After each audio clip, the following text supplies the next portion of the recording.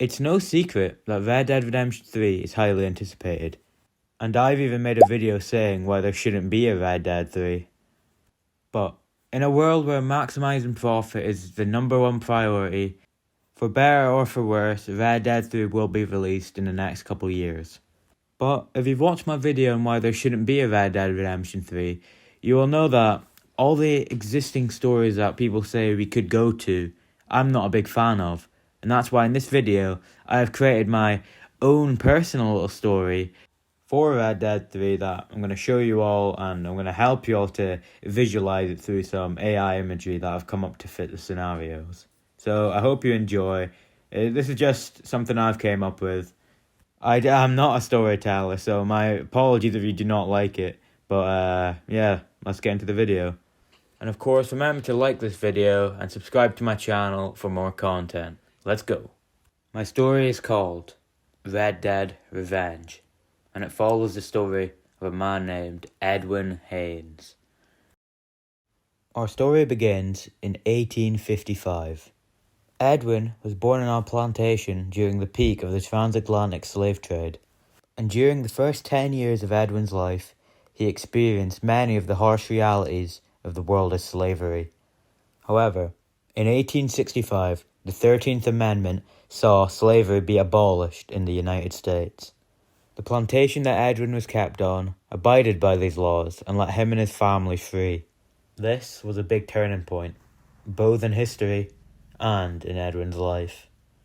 Edwin and his family tried to adjust to the life of being free, but struggled due to extreme poverty and living in a poor home.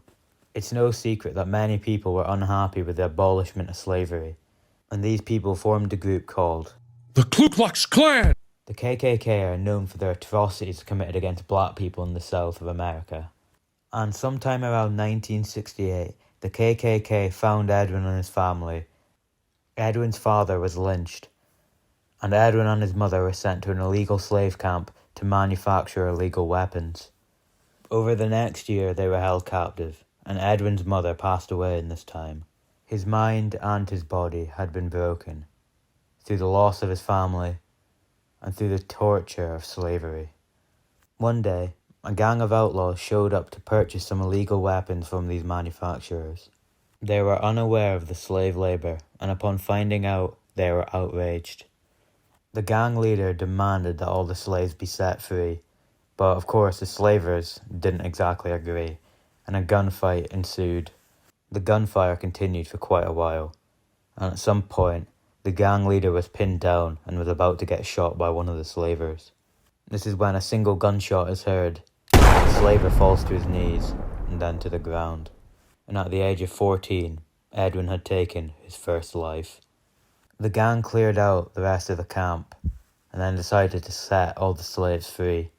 Upon realizing that he had nowhere else to go, Edwin asked the gang leader if he could join them, and as a gesture of gratitude for saving his life, the gang leader obliged, and Edwin joined the gang.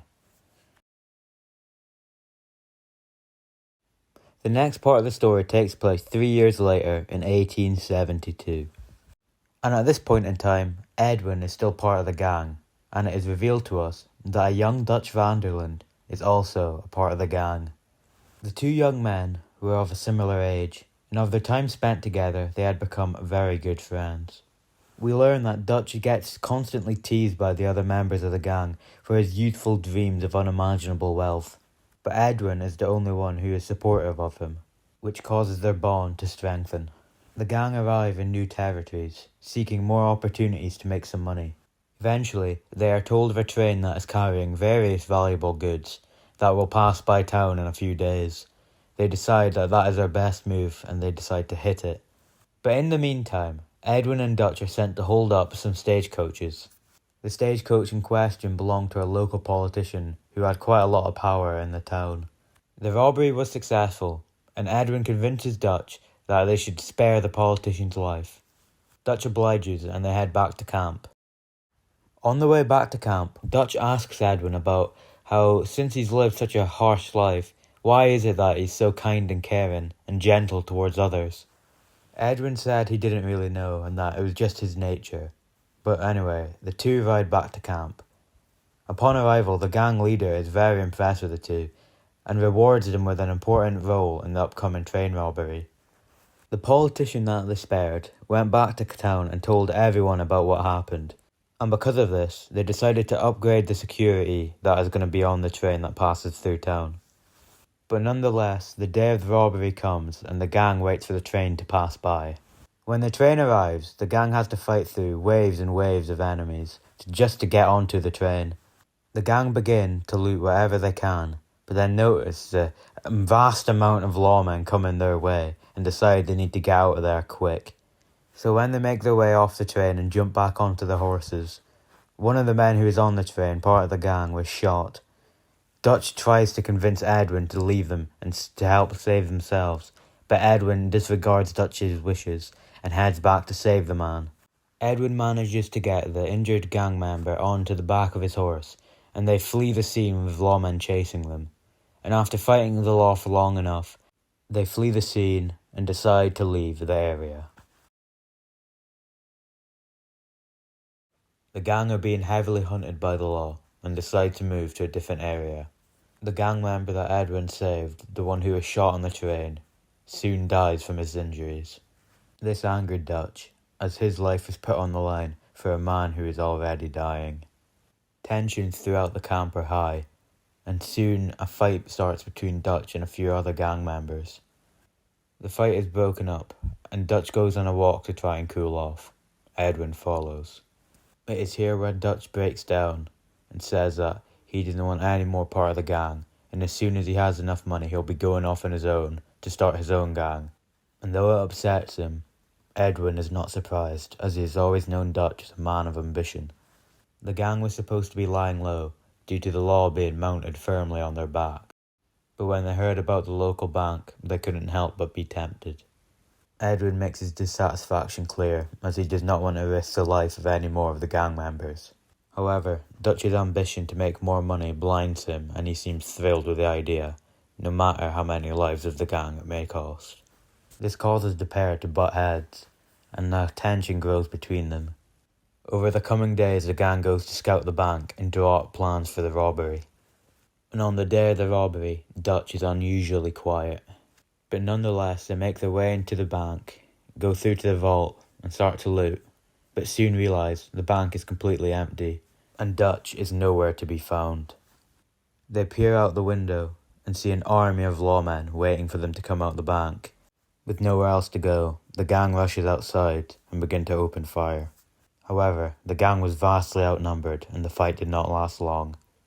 Only one gang member managed to flee the scene.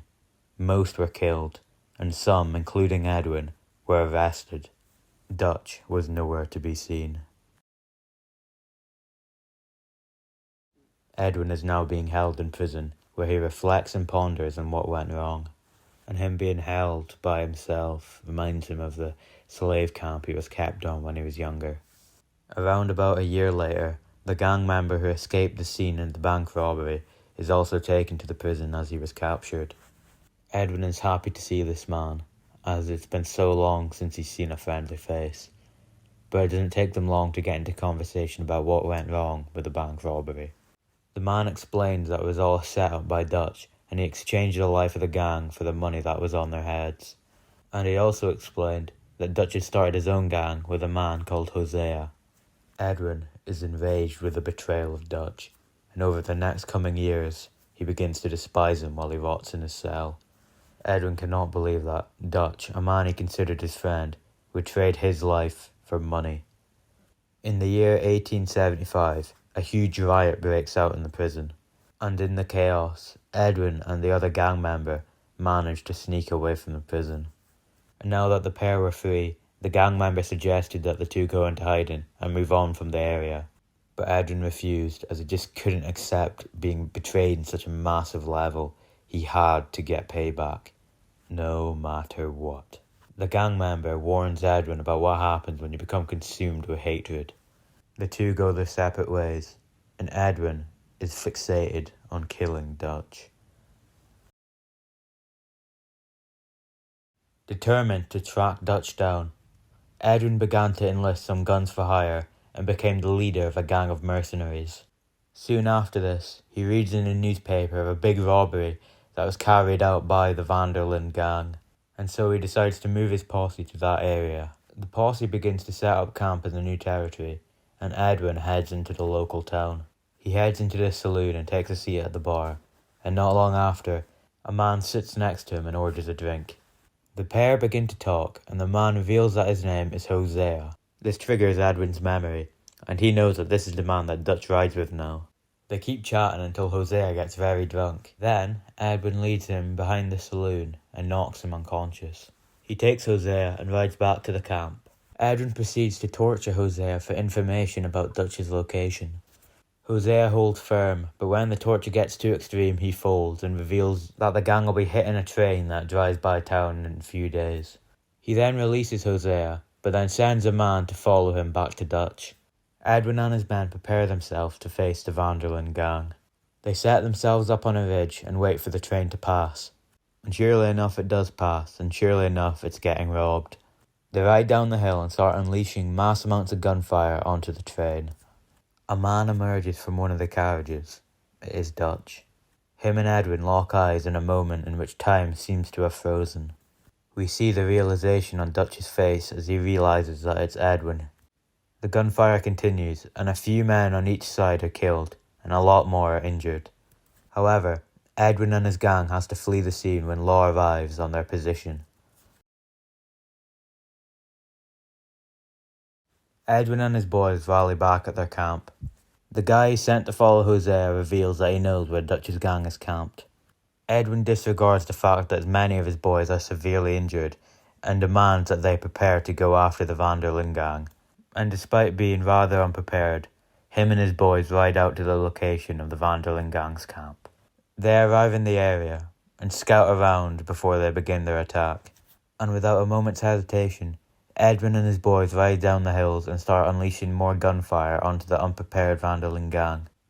The unorganized Van der Linde gang rally themselves and begin to fire back. The fight goes on for a while before Edwin spots Dutch and he begins to move towards him.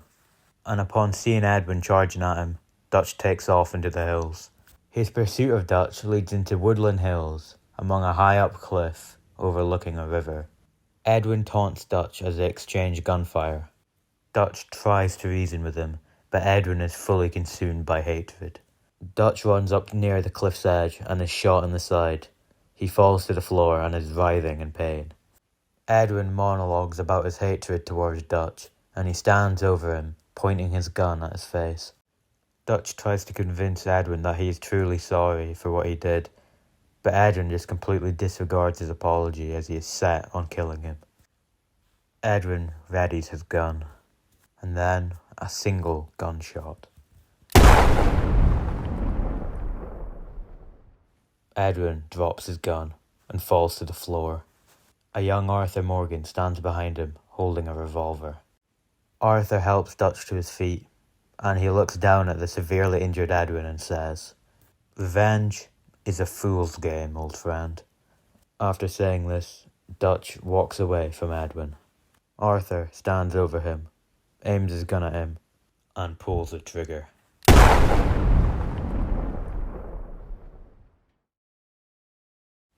I won't get too much into it, but the epilogue would follow Arthur during the early days of the Van der Linde gang, and possibly the beginning of the feud between the Van der Linde gang and the O'Driscolls.